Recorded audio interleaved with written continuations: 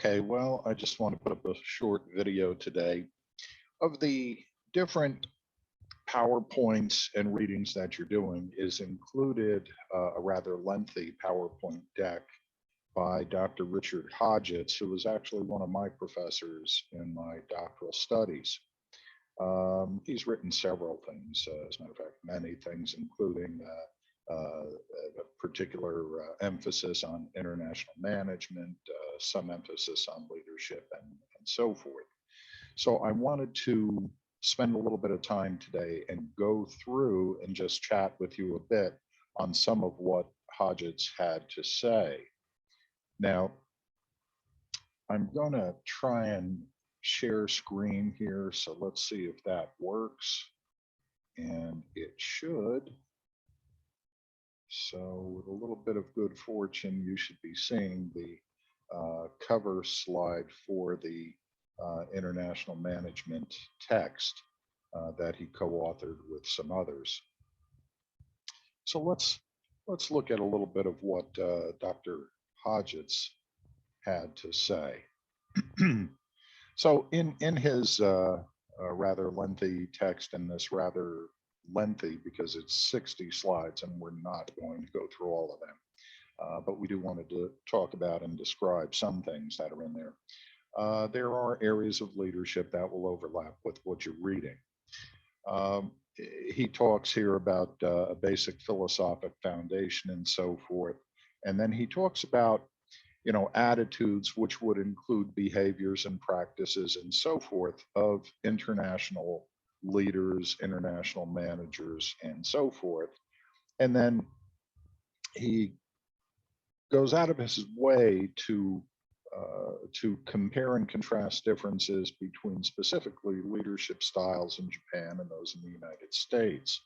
Now, we talk now about China and the Middle East, and we talk about cross-bordering and so on and so forth. But it's not as simple as it sounds, and oftentimes we're tempted to just kind of relegate differences to culture, which to some extent is probably true. To a great extent, probably not so much. So let's talk a little bit about different things. And let's start with the idea here of a Theory X manager. Now, if you did the reading on grassroots leadership and Captain Abrashoff when he was in command of the USS Benfold, which has been in the news recently, but he was, to an extent, I think all military leaders are somewhat Theory X managers. Now, what does that do for someone? Well, as a manager, it's simple, because a manager, you're either somewhat people-oriented or you're somewhat results-oriented, or there's plenty of room in between those two things. But as a leader, depending on leadership philosophy, depending on your point of view, etc., which to include, again, this idea of a worldview transitioning into a leadership philosophy, this creates some tension, some friction. A Theory X manager, basically, per the textbook definition, whose textbook, Dr. Hodgetts, is in quotes a manager who believes that people are basically lazy and that coercion and threats of punishment are often necessary to get them to work. Put differently, it's a micromanager, somebody that sits over your shoulder. And there are people who are comfortable in that environment. There are people that would rather be told than take the initiative and chance being wrong. So it's not that it cuts all one way. In other words, this is a very harsh and overbearing leadership style or managerial style. It's a little bit deeper than that. But Theory X is basically this coercion, threats, underlying theory, underlying philosophy. And here's where we start trying to analyze this personal leadership philosophy. What do you believe of people? And if you believe that people are basically good, if you believe that people are basically good natured, basically trustworthy, and so forth, well, then you likely have one perspective. But here, Theory X, and we got this from McGregor, if you recall from your undergrad studies, McGregor taught us that Theory X managers basically have the underlying theory that people are basically lazy, need to be directed, micromanaged in absolutely everything they do. Well, okay, that's certainly one way. As far as leadership, well, there's not much leadership there. And this is one of the examples where being a leader and being a manager is a bit different. You can have the title leader all you want. And look, I mean, I poke at different organizations, and one fairly well-known organization, a bank in particular, that, and I think in the first video that you watched, and I made it a little tongue-in-cheek because I'm deliberately trying to provoke you a little bit. I'm sure you figured that out by now. Well, I have a meeting with my leader. Your leader, really? Well, you may have a meeting with your vice president, you may have a meeting with your manager, but your leader, I'm not sure about that. It's one of those things, sounds good when you say it fast, but here we're starting to see that, if I'm going to my leader and looking for things like management techniques, and people are basically lazy, and what are we going to do, and coercion and all of this stuff, that's a little bit of a different argument. But anyway, so Theory X, we got that from McGregor. People are basically lazy. We have to be overbearing about it. Theory Y, a manager who believes that under the right conditions, people will not only work hard, but seek increased responsibility and challenge and so forth. So Theory X, Theory Y. Now, Theory Y managers, easy, easier, certainly. A leader that's Theory Y, would that be different? Rhetorical question, and of course the answer is absolutely. But Theory Y is approaching more of a leadership function and perspective, certainly under some of the theories that you've studied. By this point, you've studied trait theory and so forth. So I'm sure you can identify where and how these things might come into play. Theory Z was something that came out of Japan probably in the, I'm going to say early 80s. It certainly gathered steam and so forth. And we're going to speak to that in a different context. So I'm not going to talk to that too much today. That's not a slide I want to pick on so much. But when we look at this idea of a foundation for leadership behaviors and styles, well, you've been reading about that in the other PowerPoints. You've been studying that, so you should have a pretty good handle on that. But we can break it down into different things like authoritarian leadership. Well, what is authoritarian? Well, the use of work-centered behavior designed to ensure task occur. So an authoritarian leader is a mission-focused leader. Job's got to get done. Where do we see that? Well, if you watch the video on 12 o'clock high, which is a long-standing cornerstay of business schools and so forth, you watch 12 o'clock high, that's a mission-focused or task-focused environment. Now you add the overlay of the military and you add the overlay of the time frame, World War II. Look at this, not now. These things always annoy me at the worst possible time. Anyway, so the point being, authoritarian leadership, mission-focused, task must be done. Paternalistic, the use of work-centered behavior coupled with a protective, employee-centered concern. Well, if we accept that effective leaders, we're going to try and divorce ourselves from good, bad, because what are the metrics to good? What are the metrics to bad? Same thing, right, wrong, good, bad. I'm not the arbiter of those things. Neither are we, by the way. But the point being that this idea of protective, centered concern, well, we're starting to get more in the focus of a leader who's concerned about, I don't know, our employees, our colleagues, and so forth. And rather than be very overbearing and coercive. We're trying to create an environment where they can excel, where their best skills, the things that make them shine, can really be brought forth and put on display. After all, that's why we hired them, isn't it? Or did we just fill a slot? Did we have some other need that caused us to choose? And you know what? It's all over the news, and I know this is going to be a bit political, so I'll apologize in advance. But I can't find anyone on Twitter, on the news, on YouTube that thinks this new White House press secretary, I guess is her title, is anything but dumb. So we have to wonder why she was put in that position, because whether she really is or really isn't is almost less the point. You put somebody up that doesn't have the skill set, doesn't have the roots, let's put it that way, to really do the job. And you can't blame the individual. It's the wrong person in the wrong position.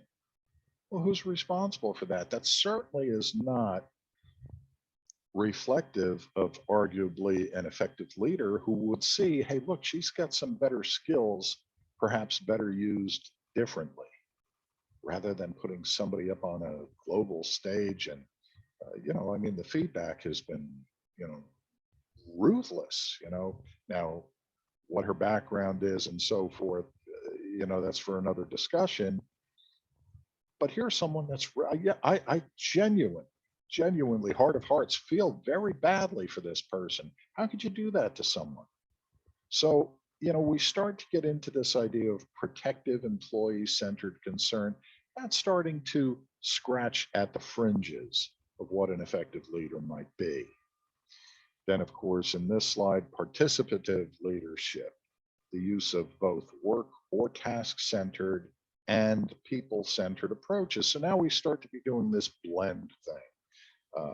Arguably at long last, but we start to be doing that. Okay, so you can go through these slides. Authoritarian leader, has subordinates, and it's kind of a one-way downward flow. We've seen that. Paternalistic, participative, and so forth. I'm certainly not going to read the fine print. And there are all kinds of grids where we can sit back. In this case, you have a vertical and horizontal axis, and on the horizontal axis, it's concern for production. And on the vertical axis, it's concern for people. Well, somewhere in that mix is probably where most of us in a leadership attempt, which is short of saying we are all effective leaders, myself included, short, somewhere in that mix is where we kind of find ourselves. Now, a lot of how far we push in one direction or the other in a matrix like this is really driven by our, something akin to our personal worldview, our personal leadership philosophy, AKA our own personal philosophy, the way we see things. And again, we've talked about this: cup is half full, cup is half empty. We basically trust people, we don't trust, so on and so forth. When we read about, by now, I'm sure we've all done the reading, when we read about grassroots leadership in reading the book, the monograph, It's Our Ship, and Captain Abrashoff as the commanding officer of the Benfold, if you look at the history of his books, it's your ship, it's our ship. And then he has, a more recent one, which, I use in the longer class, but the one I center on is it's our ship. In other words, we're in this pile of whatever together. And he makes the point in some of the YouTube speeches, some of the TED speeches, that his first book, really, he didn't fully grasp. It was more like, look, it's your ship here, make it what you will, do as well as you can, do as poorly as you think you can, and so forth. You've got the, and then he realized, no, it's not your ship, it's our ship. Well, that's kind of the epiphany that leaders hope to achieve at some point. I remember sitting with, and you've done some reading, hopefully by now, on Jim Stockdale, Epictetus, Moral Sense and Heroes. And those that have not researched anything about it, Admiral Jim Stockdale was, while he was alive, he was, among many other things, he was a Vietnam vet. He was captured, shot down and captured by the North Vietnamese. Now, whether you believe it was the war, this proxy war was a good thing, a bad thing, the right thing, that's, got pretty much nothing to do with what we're discussing. So he gets shot down and, into the world of Epictetus, from being at the cutting edge, the razor edge of technology of the time. So Stockdale, and many conversations with him, because I think I mentioned, but in case I didn't, when he finally was released in a great prisoner exchange in 1973, when the American POWs were brought home in Operation Homecoming, and I know this is before your time, certainly most of you, probably all of you. So he comes home, gets a nice lofty position, two or three of them, and one of them was as the president of the U.S. Naval War College in Newport, Rhode Island. Well, after all the Vietnam stuff, that's where I was stationed. So I ended up working for him because he was an admiral and I was much lower on the food chain. So I did a lot of saluting and so forth. But I had the chance, since I worked for him, to have many conversations with him. And absolutely a brilliant man, absolutely focused, laser focused on what some argue the epitome of leadership is. And that is creating an environment to allow people to succeed and accomplish the mission. He learned a lot in that, I guess, captivity of his. Learned a lot about himself, learned a lot about certainly life, learned a lot about leadership. And when you read the stories and everything, and there have been movies made of this, but he created a tap code to communicate with the other POWs. Somebody had to take charge. And that's one of the traits of a leader.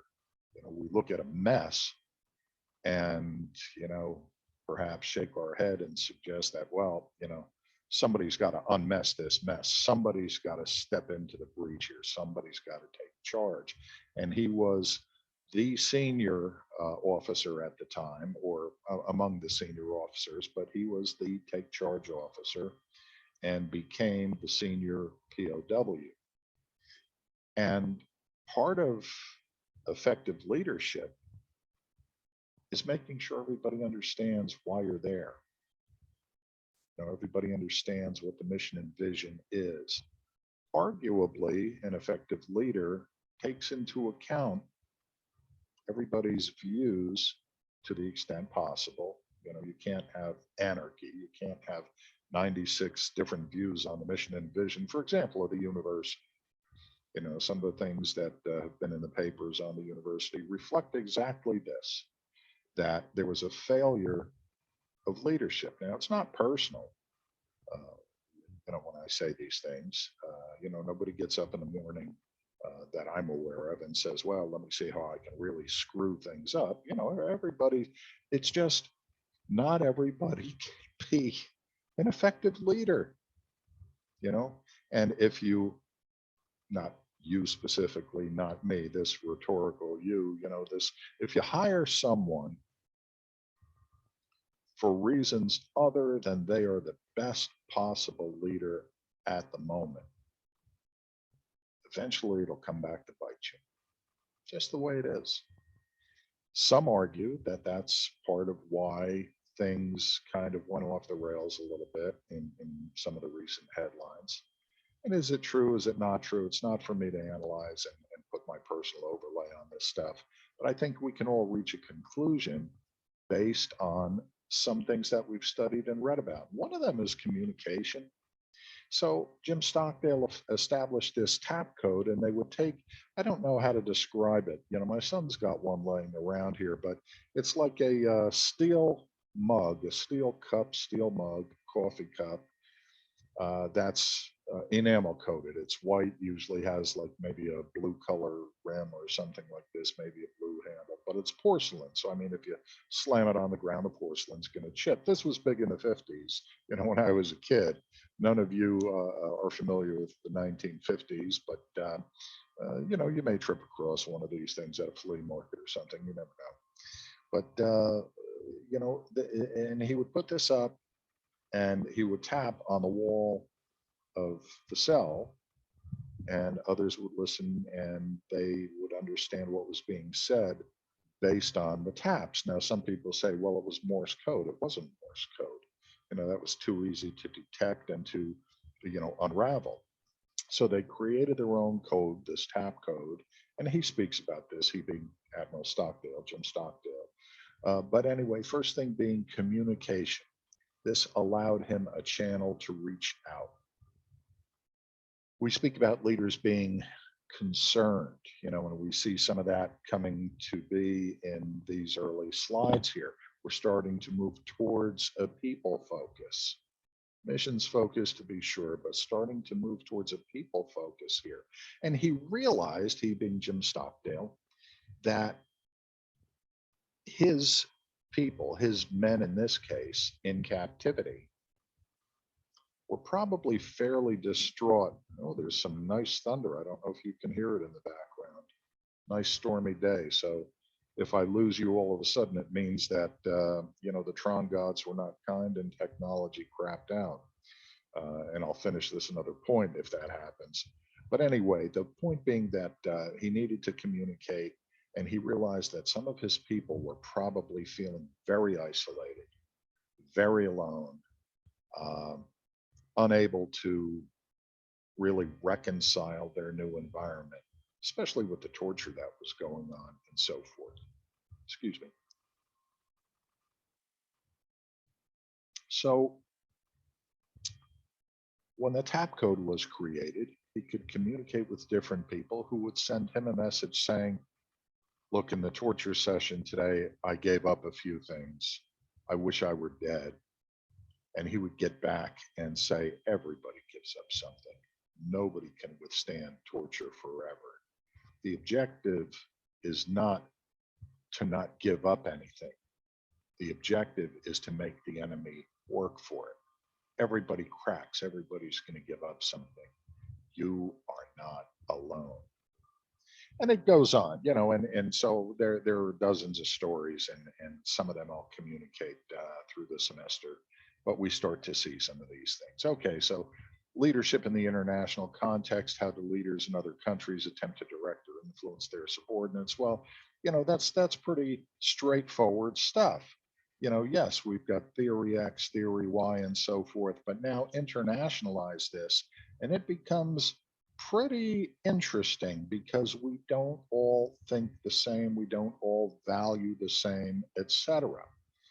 And so here we've got clusters, and you know, again, this is the textbook version of these clusters, but we've got Nordic European countries such as Denmark, Germany, Norway, Sweden, very similar in the way things are valued, in relative importance, in leadership styles. Latin European countries, Belgium, France, Italy, so on and so forth, Anglo-American, you know, the UK and the States, developing countries, Argentina, Chile, India, Japan, so on and so forth. And, you know, we start to learn different things about different leadership styles. For example, here, Japanese leadership approaches. Now, I think if you've seen my CV, you know that I worked for the third largest trading company in Japan, which is now the largest trading company in Japan, for almost 10 years. And it was one of the most enlightening experiences that I think I've had. Brilliant people understand human beings very, very well. certainly influenced by their own culture, very aware of other cultures. And, so the Japanese leadership approach, I'll give you a short story, and then I realize we're starting to get a little long in the tooth here, so I'm going to short circuit some of this and we'll come back to visit this. But one of the things that made me very appealing to, in quotes, the Japanese when they hired me was that I had the discipline of military service. I was fairly well educated, fairly articulate and well spoken, dressed well, presented myself well, so on and so forth. Of course, this is a lot of years ago. I was not gray at all back then.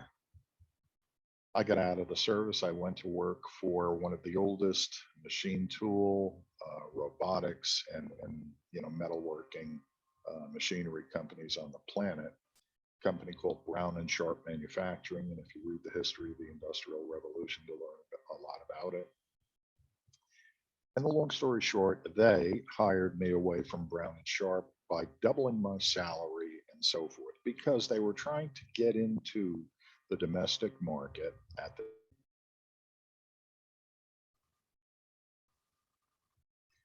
okay, well, something happened there. Let's see if we can go back and do this. Hopefully this is not too much of a glitch. Apparently we had some internet things. Anyway, point being that working for the Japanese was an extraordinary experience, and the uh, approach they took to leadership was hugely interesting. And I think we're going to make that a video because this storm seems to be getting worse and I'm probably going to lose internet again. So I'm going to end this here, but I'd like us to go through this Hodgetts, former professor of mine, PowerPoint deck, 60 slides. We're only on about 23 as I see here. So go through this and we'll talk more about this shortly. Hopefully you're keeping up on your reading, the other things and so forth. And I'm going to stop share here and we are going to bail out of this and end this discussion for now. Again, it's Monday and this is a huge thunderstorm seems to be going on. It already kicked the internet out once. I'm sure it'll do it again. We'll chat soon. Keep up on your reading and we'll do another one of these in another day or so. Enjoy your day.